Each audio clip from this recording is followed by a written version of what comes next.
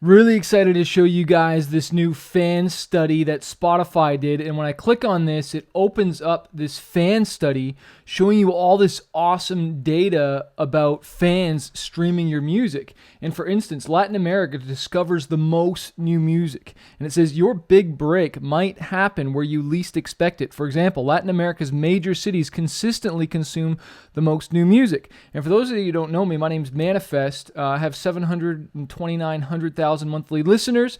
And for those of you who didn't know, my break actually came from Japan when I first started, before I had success in North America, or Latin America for that matter. But here's another cool one, is that the lines between genres continue to blur. It says you might be surprised by the other genres your fans listen to. For example, 53% of metal fans also follow hip-hop artists. And I actually know this to be true because I make both metal and hip-hop music, and they listen to both of it.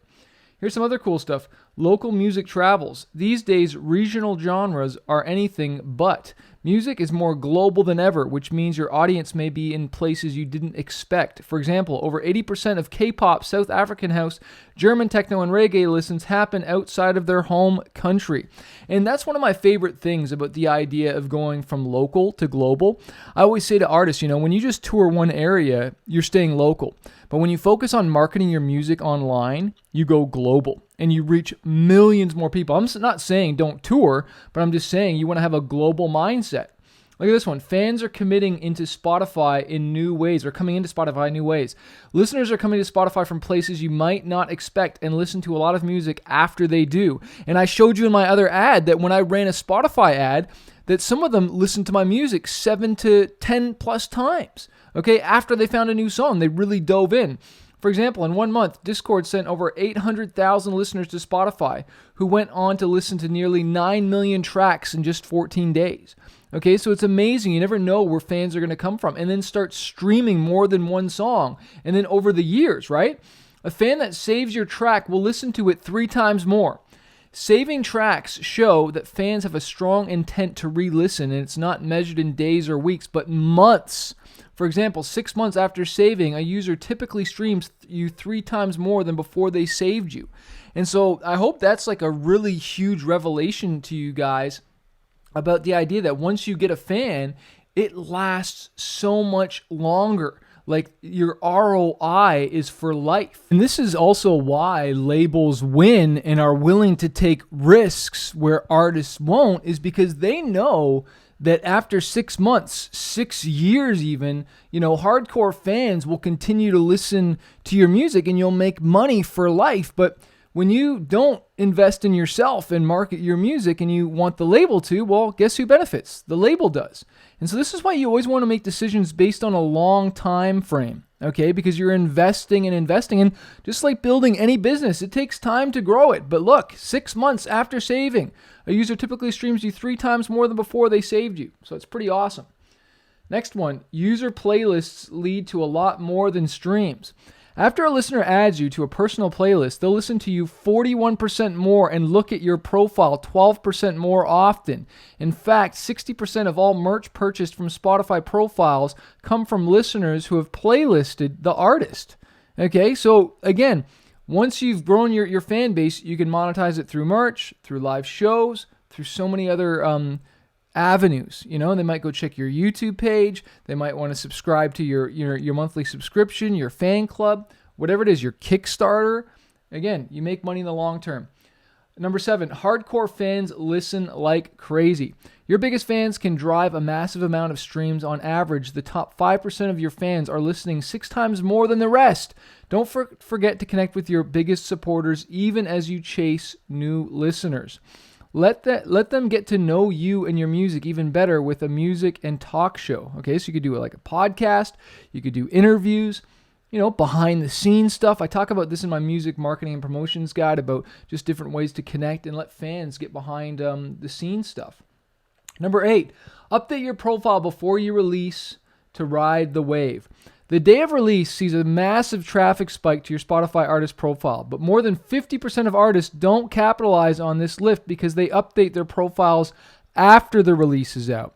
So you want to make sure as soon as that release is out, you update your artist pick, your profile, And you want to make sure you have your canvas on there, your Spotify canvas with the video immediately. That way, again, you can take advantage of it. And I always like to not just update it on Spotify, but update all your social media. So when that song goes live, everything is getting a facelift, right? Of the new cover, the new design. Remember, it's a new album cover. Whatever the design is, you want to make sure that's everywhere so it's consistent and people just see a massive splash. Next one. Or did we go too far? Don't stop sharing after your release comes out. Oh my gosh, this is like a pet peeve of mine. 53% of releases peak more than 7 days after release. So keep promoting after release week to make sure you're reaching anyone who missed the initial drop. Like, you assume because you sent one email out that everybody read it. You assume because you posted on social media that everybody saw it. No, they didn't. They're busy. They have lives. You got to hit them over the head via social media, of course, over and over again. And not just 7 days. You need to be going weeks.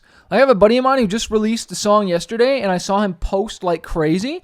If he doesn't keep posting today and doing more stuff, I'm going to call him out. Because I'm like, dude, what you the first day it came out, what, you bored? You don't want to over promote? You think people saw it and they didn't. You need to remind them and remind them and remind them, and Spotify's data is there to prove it.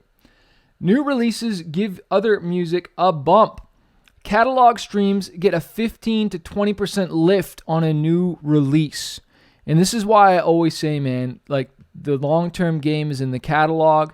When fans find you, they go deep, they start looking at your music, and then you get a big lift in all your other releases, and then your older music continues to make money.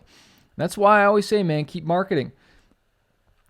Number 11, a release is never finished. There are always ways to reinvigorate a track. On average, adding or updating a canvas on your track will increase shares by 10 to 10.7%. Okay, add a canvas to any song to make it more likely to get shared. And this is the cool thing that Spotify has opened up Canvas for everybody. You just do that in your artists.spotify profile, which is so rad. So make sure you go do that and add the videos because, hey, I don't know about you, but I want a 10% lift because then they'll go check out the music video. It's just cool social media. And there's another video where I showed inside your artist dashboard where you can get really cool Canvas videos done for you. Number 12, your genre may hold the secret to more merch sales. Merch preferences vary by genre. For example, electronic music and country music sell the most hats. Go figure. Dive into the data to make sure you're stocking your store with the merch your fans want. And this is so true, man. Like, I don't sell a lot of hats. I do rock and hip hop, and I do need to make more hats anyways because I want to try some different styles.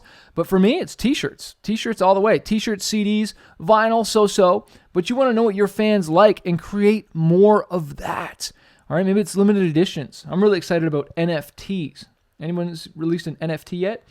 Number 13, you don't have to be a superstar to be super good at selling merch. This is so true.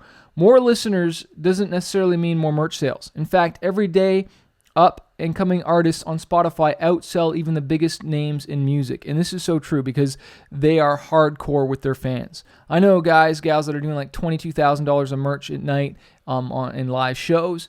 Online, you can just be killing it, and you can also do print on demand. Number 14.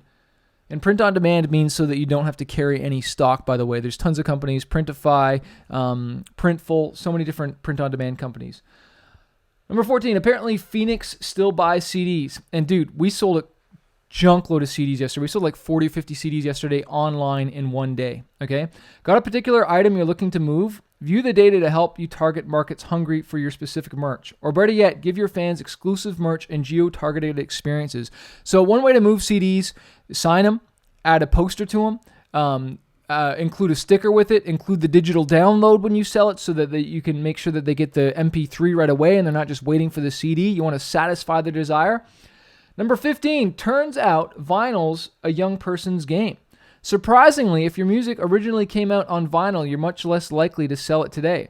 But if your release came out after vinyl, bit the dust, stock up. No one sells more LPs than artists from the 2000s. Listener demographics like age can help you stock the right merch. Log into yours to see. Okay, so you want to make sure of course you can click on all the data. I didn't do that here, but man, Let's see what the last thing says here. No matter what you want to achieve in music, fans make it possible. Find out how to use Spotify for Artists to better understand your audience, find your fans, and build your career. And some of you might be watching this, okay? And you're like, Chris, I don't have 700,000 monthly listeners. I don't even have 100 monthly listeners or 1,000. Well, I want to encourage you to keep promoting, keep collaborating, run ads. Don't keep making more music if you're not promoting the stuff you have. I told off a friend again the other day because I coach a lot of artists, all right? And I don't tell off my coaching students as much as I tell off my friends because sometimes they want free advice from me. And I say, look, don't go making music videos and all this stuff if you're not going to promote them. There's no point. Unless you're going to promote and grow, then why are you creating a video? A video is not an asset. A music video is not marketing. A lyric video is not marketing. Those are marketing assets. When you start running ads, when you start doing premieres and collaborations and partnering with other people to get eyeballs and ears on your music, right, and your videos, that's marketing, okay? Now, if you want more help and more coaching, of course, you can coach with me twice a month on fanbaseuniversity.com. You can ask as many questions as you want. I go live for over an hour, all right, answering all your questions. And then, of course, you can just watch all these videos, view the testimonials. I've helped thousands of artists, okay? But you get access to all these programs as well, too. How I make over $10,000 a month selling music online. That's just one income stream. Spotify Profits, Facebook Accelerator, YouTube Accelerator, Shopify Profits, merch. We kill it in merch. And, of course, launching your career as an artist. So much great stuff. Hope to see you there. The calls are on the 12th and 24th of every month. Go get it.